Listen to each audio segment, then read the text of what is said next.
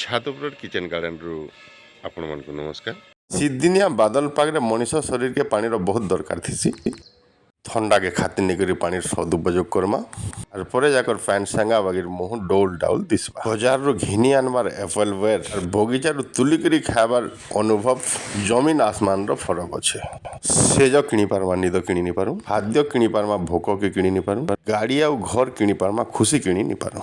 इटा natural process रे ही संभव। भी गजरू अनेक शाग खाला परे भी आज फुल फुटबार लगे रेडी हो गलान। वर्तमान लिक्विड फर्टिलाइजर निहाती दरकार अच्छे।